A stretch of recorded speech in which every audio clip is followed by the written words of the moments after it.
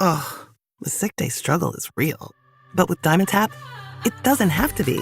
Children's Dimetapp works quickly to soothe multiple bothersome cough, cold, and allergy symptoms in a single dose. Our fast-acting formulas are designed with kids in mind, so they get everything they need and nothing they don't. Available in liquid and on-the-go chewable tablets. Tap the banner now to shop at Amazon and say goodbye to the sick day struggle with Dimetapp. Use as directed. Once upon a mundane morning, Barb's day got busy without warning. A realtor in need of an open house sign. No, 50 of them, and designed before 9. My head hurts. Any mighty tools to help with his plight? Aha! Barb made her move. She opened Canva and got in the groove. Bulk creating Canva sheets. Create 50 signs fit for suburban streets. Done in a click, all complete. Sweet! Now, imagine what your dreams can become when you put imagination to work at canva.com.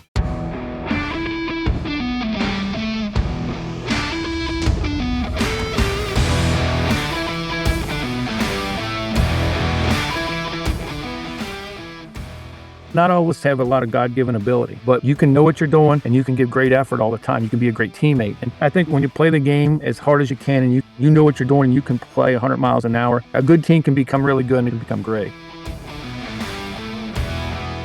We're back for week 6 of our National Coach of the Week series, presented by Modern Football Technology. And joining us this week, we're in Ohio, and Doug Ramsey, the head coach at Cincinnati Elder. They had a big win over one of their rivals, Archbishop Moeller, here to continue on the season undefeated. And it's always a big game there in Southern Ohio.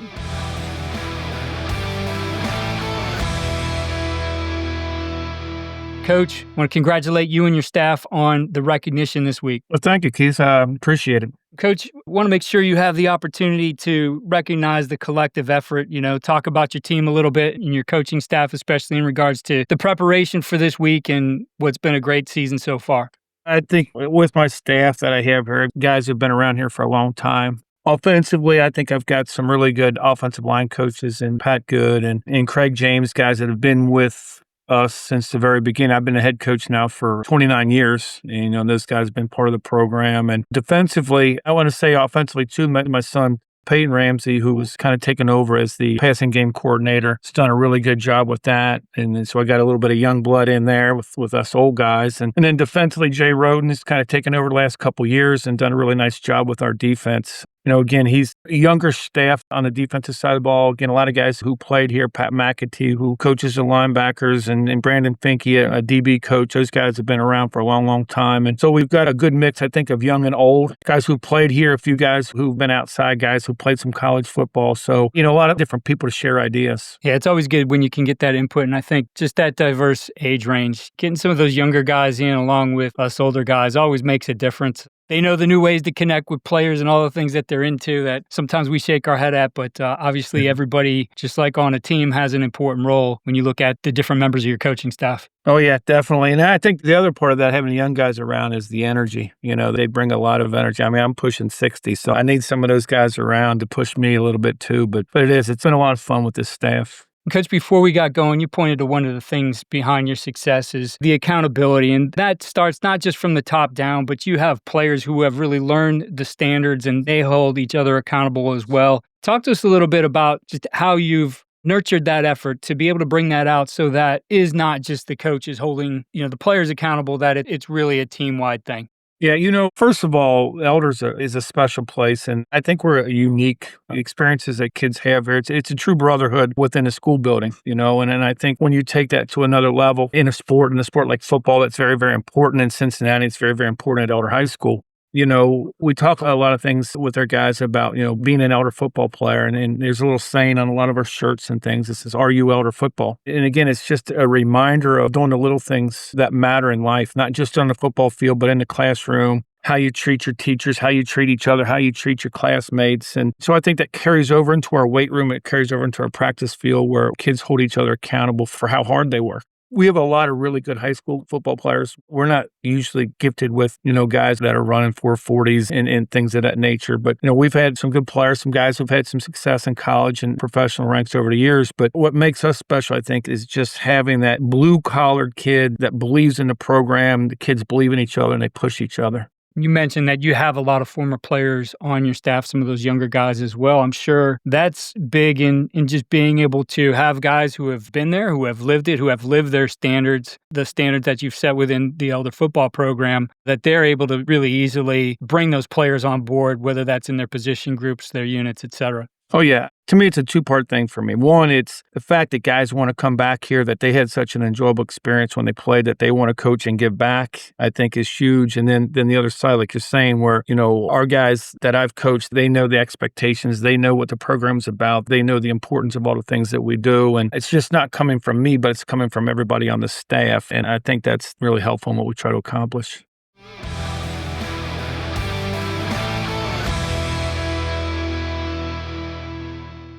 Just a quick break here from our interview. Up next, you'll hear from Justin Ersick, the defensive coordinator at Folsom High School. He's one of the many coaches using modern football technology to spot tendencies in real time and make smarter adjustments. Listen to how he explains the way their staff uses those insights to attack protections and get an edge at halftime. Now they're doing slides, but where are they sending the slide? Because we have protection beaters, but we got to know where the slide's going in order to call it. Maybe the slide is always going opposite of the running back. We know that we could start sending what we would call our wham pressure to beat man slide protection, and which side to send that pressure to, because we're getting the tendencies at halftime of these are where the slides are going. Maybe wide zone is their favorite run play, and they've historically done that to the tight end, but now they're going away from the tight end. So we can find things like that, get tendencies on play direction to draw up movement and pressure that beats how the O-line is blocking it. What Coach Ersick just shared is exactly why modern football has become a go-to tool for top programs. With live tagging and instant analytics, you get actionable data on protections, tendencies, and play direction before your players even come off the field. And the best part? It's not too late to get started this season. The interface is easy, onboarding is quick, and your staff can be fully set up by Friday night. Visit modernfootball.com to book a demo and give your team the competitive edge.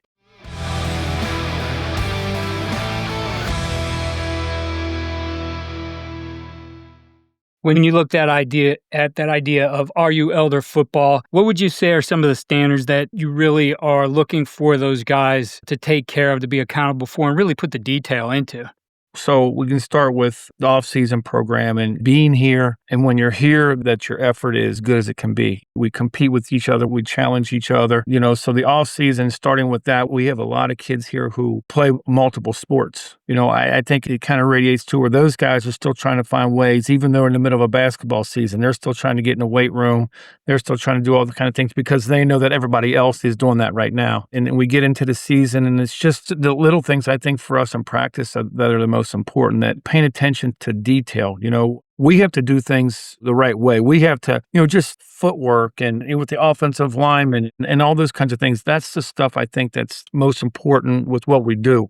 I think sometimes we have an advantage over other teams because our kids pay so much attention to the details and they attempt to do the things that we're coaching them to do all the time. And we talk about how hard we play, to be an elder football player, we're going to know what we're doing. So the things that you can control, not all of us have a lot of God-given ability, but you can know what you're doing and you can give great effort all the time. You can be a great teammate. And so those are the things that we try to push with this. And I think when you play the game as hard as you can and you know what you're doing and you can play 100 miles an hour, you have a good team can become really good and a good team can become great.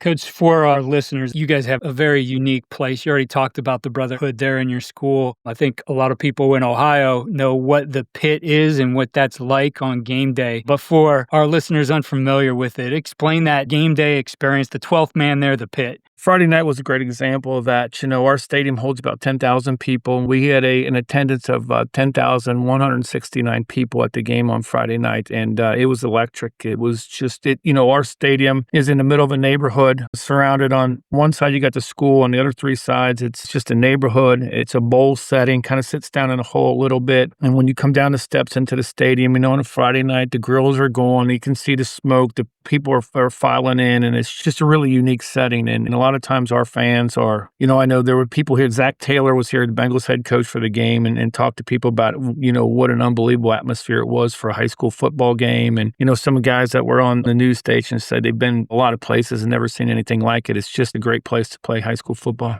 For your guys, because everything there is really close to the field too. Oh, yeah, there's no track around or anything. The fans are right on top of you. Yeah, the stands are way back. How do you, especially, some of the guys who haven't experienced before, haven't been there on the field on game day, prepare those guys to be able to play in a setting like that? Is something that tight, emotional, high charge? You still want your team, especially in a game like this, to focus on the important things and maybe not get caught up in some of that. How do you coach them through that? Yeah, that's hard, but I think you just try to talk about it. I think we talked about that quite a bit last week. Just, in some ways it's just another game, and you can't get too high, too emotional. And if something bad happens, you can't get too low with it. I think our schedule kind of allows us to learn how to do that. We play a lot of really good football teams, and we play a lot of teams that know how to win. And I think you learn about that over the years. We talk about to our freshmen. It's really good sometimes when our freshmen lose a game and you'll see the other team underneath the scoreboard with the score. They're all taking pictures of, that they beat Elder, and just understand that people want to beat you, not because of what you've done, but people before you have done, and what it means for other people to be able to beat Elder High School, especially at the pit. You come to an understanding that that's just part of the deal here. People want to come in here. We've got a game this week playing team from Northern Kentucky and Highlands, and they beat our freshmen a couple years ago, and we get a phone call and say, hey, you guys interested in playing? And we say, sure. So we got another team that wants to come in here and try to knock us off the ranks of the unbeaten. But that's kind of the way that things go for us. How big is it to have something like that legacy that carries you a long way too? Obviously, it does put a lot of pressure on from the past, but at the same time, it's something that can carry a program. It certainly helps get kids to the school. And I think, especially when you look at everything going on out there in the college world, certainly is filtering down to the high school world, to be able to say, there's a legacy here. This is an important thing to be a part of, to get those guys to see like, hey, it's not about the grass is greener here or there. And, kids these days, I think, are learning to make moves quickly away from things that are tough. So how do you harness that, I guess, to continue to perform on that level and have those players stick with your program? I think we talk about time. This is why you come here. You come here to be a part of that. You come here to be a part of what people have done before you. You've come here to play in this stadium. We have an unbelievable weight room to work out in. We play a great schedule. You're going to play against guys that you're going to see on Saturdays, and you're going to play against guys that you're going to see on Sundays someday. And I think when you talk about all those kinds of things, I think it excites our kids to be a part of that. Coach, I appreciate you taking time here during a busy week. Another big game for you coming up, as always, with Elder. Big game every week. So I wish you and your staff the best of luck here the rest of the season, and as you head into the playoffs just a few weeks down the road. Yep, I appreciate it. Thank you very much.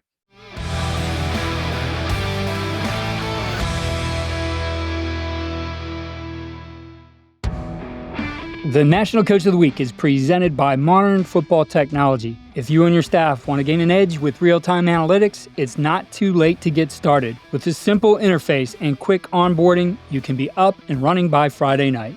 Visit modernfootball.com to book your demo and learn more. Follow all we're doing at coachingcoordinator.com and follow us on X at Coach K. Grabowski.